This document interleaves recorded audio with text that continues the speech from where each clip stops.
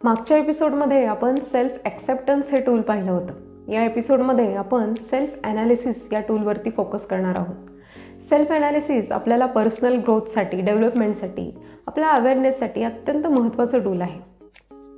तुम्हाला काय वाटतं, स्वतःचं ॲनालिसिस करण्यासाठी आधी सेल्फ ॲक्सेप्टन्स हवा आहे की स्वतःचं ॲनालिसिस करून मग ॲक्सेप्टन्स करावा? नमस्कार, मी डॉक्टर स्नेहल. डॉक्टर स्नेहल्स इन्साईटमध्ये तुमच्या सर्वांचं मनपूर्वक स्वागत आहे. मंडळी, आपण माणसं आहोत. कधी कधी खूप प्रांजळ, कधी कधी खूप दुष्ट. आपल्याकडं सुंदर असं आपलं मन आहे. कोणा एकासाठी त्याच्यामध्ये भरपूर सारं प्रेम असतं, कोणा एकासाठी भरपूर राग असतो. मला सांगायचा मुद्दा हा आहे की आपण वेगवेगळ्या भावनांचं, वेगवेगळ्या विचारांचं मिक्सचर असतो. म्हणजे आपण कधीही 100% चूक, 100% बरोबर किंवा 100% चांगले किंवा 100% वाईट असं असणारच नाही आहोत. And it's absolutely fine.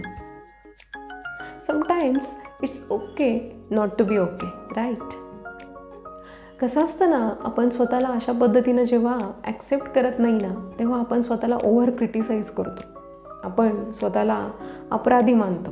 आपण जेव्हा स्वतःला ॲक्सेप्ट करून सेल्फ ॲनालिसिस करतो ना, तेव्हा एक सेफ, नॉन जजमेंटल असं फाउंडेशन तयार करत असतो. आणि अशा पद्धतीनं केलेलं जे सेल्फ ॲनालिसिस असतं ना, ते जास्त कन्स्ट्रक्टिव्ह राहतं.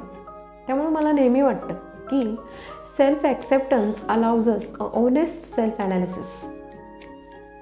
आता आपण सेल्फ ॲनालिसिसची प्रोसेस बघूयात.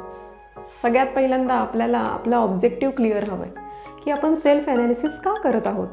म्हणजे मला कोणत्या एखाद्या ठराविक एरियामध्ये इम्प्रूव्हमेंट करायची आहे का, मला माझेच विचार, माझ्याच भावना समजून घ्यायच्या आहेत का, माझे डिसिजन मेकिंग स्किल्स इम्प्रूव्ह करायचे आहेत किंवा अजून काही. तर सेल्फ ॲनालिसिसमधली आपली पहिली स्टेप काय असणार आहे?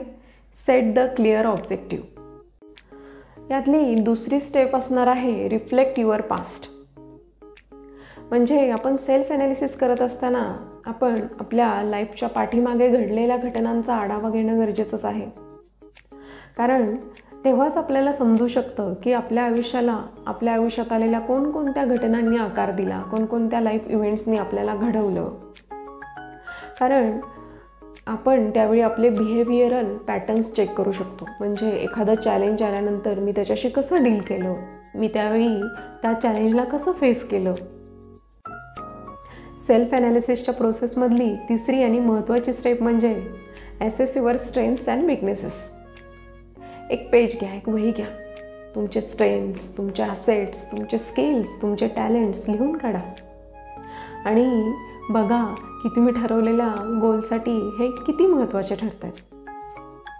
किंवा तुमचे जे काही विकनेस असतील त्याच्याकडे तुम्ही प्रामाणिकपणे बघा. कारण recognising our weaknesses is the first step towards our improvement. यातली चौथी स्टेप आहे understanding our values and beliefs. तुमच्या कोर व्हॅल्यूज कोणत्या आहेत ते बघा. कोणत्या गोष्टी तुम्हाला जास्त मॅटर करतात याकडे लक्ष द्या. कारण या गोष्टी आपल्याला एखादा डिसिजन घेण्यासाठी अत्यंत मदत करत असतात. तुमचे स्वतःबद्दलची मतं काय आहेत, इतरांबद्दलची मतं काय आहेत, तुमच्या बिलीफ्स काय आहेत याकडे लक्ष द्या. कारण कधीकधी आपले बिलीफ्सच, आपल्या बिलीफ सिस्टीम आपल्याला एखादी गोष्ट करण्यापासून अडवत असतं. यातली फिफ्थ स्टेप आहे ॲनालायझिंग अवर इमोशन्स. असे कोणते विचार आहेत, अशा कोणत्या भावना आहेत, अशा कोणत्या सर्कमस्टन्सेस आहेत की ज्या तुम्हाला डिस्टर्ब करतात. तुम्हाला ट्रिगर पॉईंट समजायला लागले ना, हळूहळू तुमच्या भावनांवरती तुम्हाला कंट्रोल ठेवायला जमायला लागतं.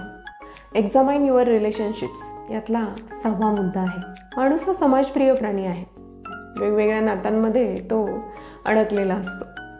मग ही नाती आपल्याला मदत करणारी ठरतात का मागे खेचणारी ठरतात, किंवा या सगळ्या नात्यांचा आपल्यावरती, आपल्या प्रोफेशनल लाईफवरती, पर्सनल लाईफवरती काय इम्पॅक्ट पडत असतो ह्याचं ॲनालिसिस करणंसुद्धा तितकंच गरजेचं असतं. सेल्फ ॲनालिसिसमधली 7th स्टेप काय बरं असेल तर इव्हॅल्युएट युअर हॅबिट्स. आपलं डेली रुटीन तपासून पहा. आपल्या सवयी जरा तपासून पहा. त्या आपल्या गोलशी अलाईन आहेत का हे बघा. सेल्फ ॲनालिसिसमधली 8th step seeking feedbacks from others. ही सुद्धा अत्यंत महत्त्वाची आहे बरं का. आपल्या विश्वासातल्या माणसांकडून आपल्या वागण्याबद्दल, आपल्या प्रोफेशनबद्दल, आपल्या प्रगतीबद्दल जरा फीडबॅक घेणं गरजेचं असतं. कारण आपल्या धावपळीमध्ये आपण आपल्याकडे बघायचेच राहून जातो. बऱ्याचशा गोष्टी आपल्याकडून स्किप होत असतात.